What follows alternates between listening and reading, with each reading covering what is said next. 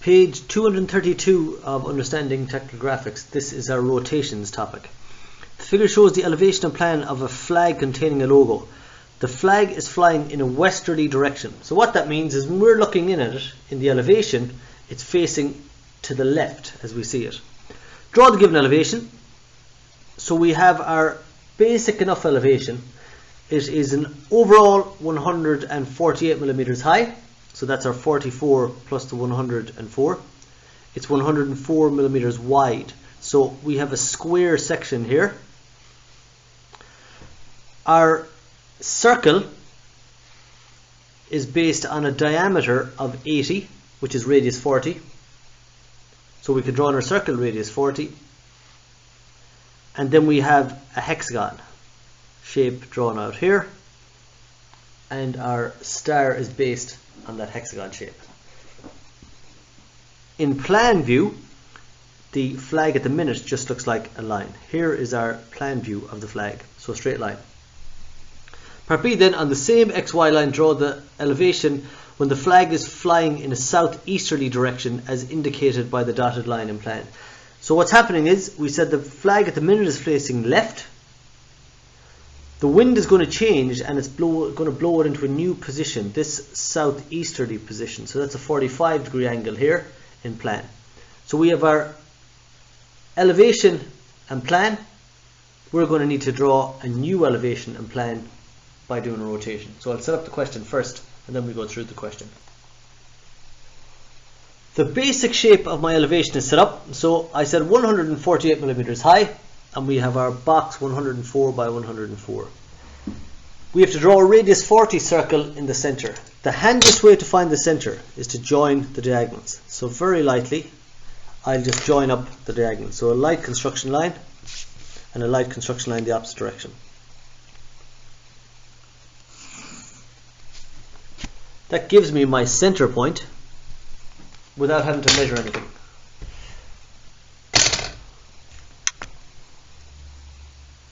Come along, and I can set radius 40.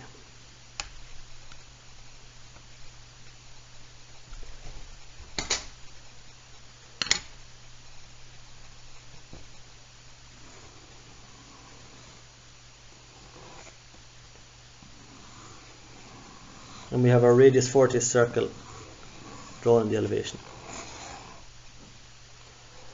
That's all I'm going to set up for the time being. I'll come back later and sort out the hexagon.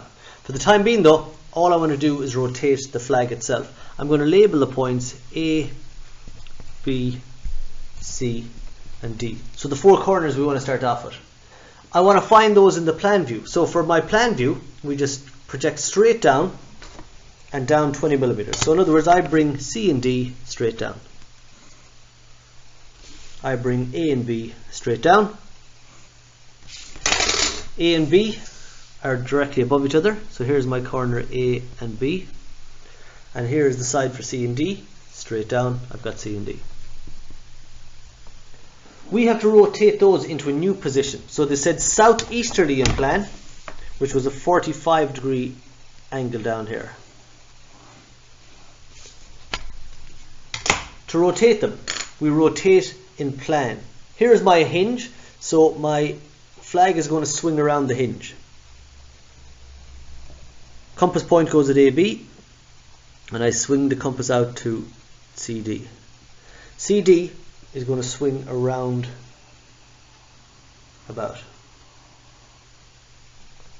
And that gives me the new position.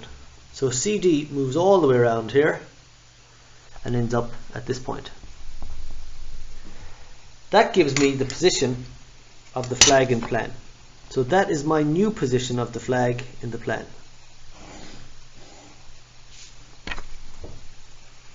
Now I need to come along and draw the new elevation. To draw that, I extend out my XY line across. And I'm going to bring the points up. A and B into the elevation are going to stay where they were.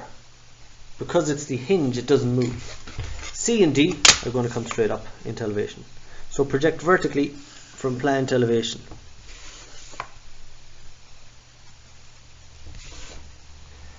So C and D are along this line. Point D, the height will not change, so it is going to be brought straight across. And it gives me point D. Point C, the height will not change, so I'll bring it straight across. It's going to be the same height in my new elevation. C comes straight across, I get point C. So the new position of the flag in elevation is done.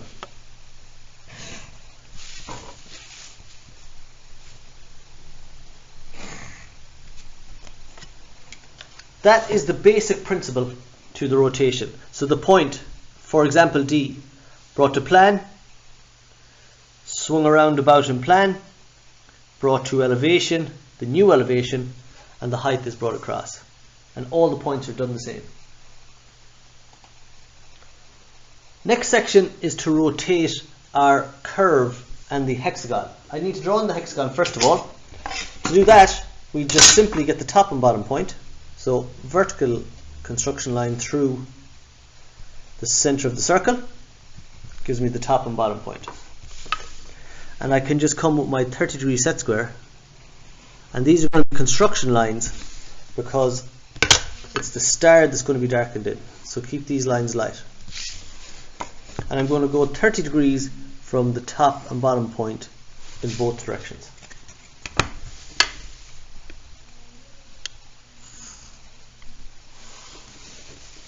And then we have a vertical line to finish it off.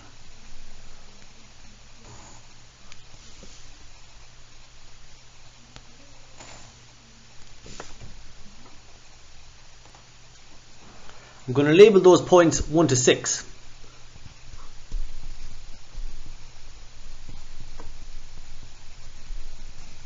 And we need to label those in elevation. So we have to take those down to the, from elevation to plan and find those points. So 2 and 3 come down vertically. That gives me 2 and 3 in plan. 4 and 1 are going to line up.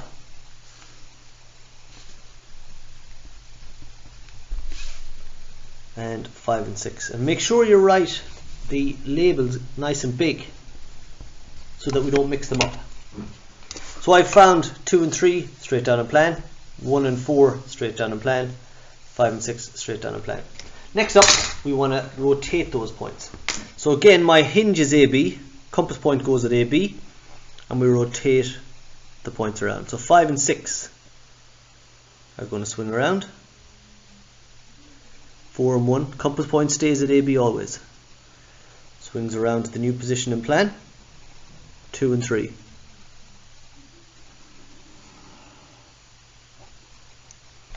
And again, I relabel them. 5 and 6 end up here. 4 and 1 end up here. And 2 and 3 are ending up here. Now, same as before, I find those in the elevation. So I'll bring up, for example, 2 and 3 straight up. And again, the heights of 2 and 3 will not change. Here's point 2.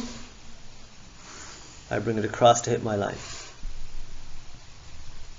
3, again, across to hit my line. 4 and 1 are going to come up from plan to elevation.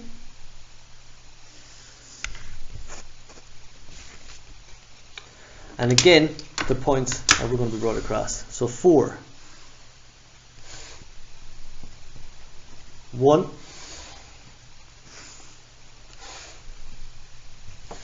and the last 2 points then are 5 and 6. So 5 and 6 are going to come from plan up to elevation. So straight up, plan to elevation. So 5 and 6 come straight up. And again, my heights do not change. The construction line is already drawn in. So 5 comes to hit the line. 6 comes to hit the line. If you find it a little bit difficult to follow, what you can do is, here is point 5 and 6 to be brought to the elevation. Leave your set square in place. So this is where 5 and 6 is brought straight up. I take number 6 across to hit the set square, number 5 across to hit the set square. And what I end up with now is my 6 points, and I'm going to join those up to form my oval shape. Now normally we'd use more than 6 points to draw the curve, but because this is the first time we've ever rotated a curve, we're just going to keep it nice and simple. Our hexagon was 1, 2, 3, 4, 5, 6, back to 1. So our hexagon here is going to look squashed. We join from 1 to 2, 2 to 3, 3 to 4, and all the way back around. So you can see our hexagon looks like it's been squashed up. That's what we're expecting.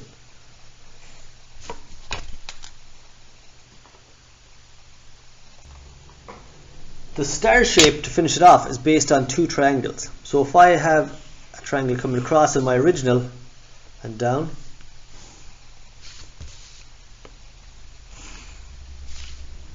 and I have a triangle across the bottom here and coming up,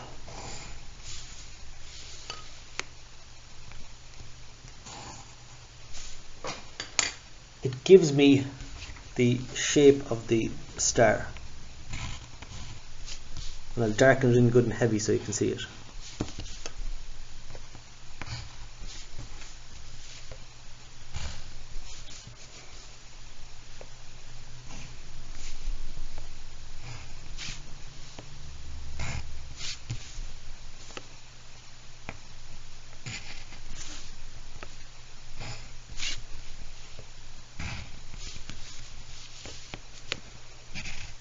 It'll be a little bit trickier to draw in the new elevation. So that is our star in the original elevation. Drawn in the new elevation is the same thing. We drew a triangle, 2, 6, 4. So again, I'll draw the same triangle, 2 to 6 down to 4.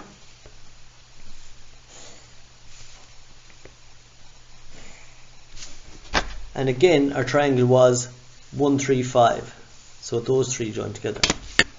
So 1, 3, 5 joins up.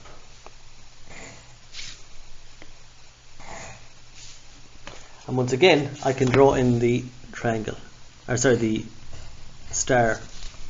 And again, the star is slightly squashed as well.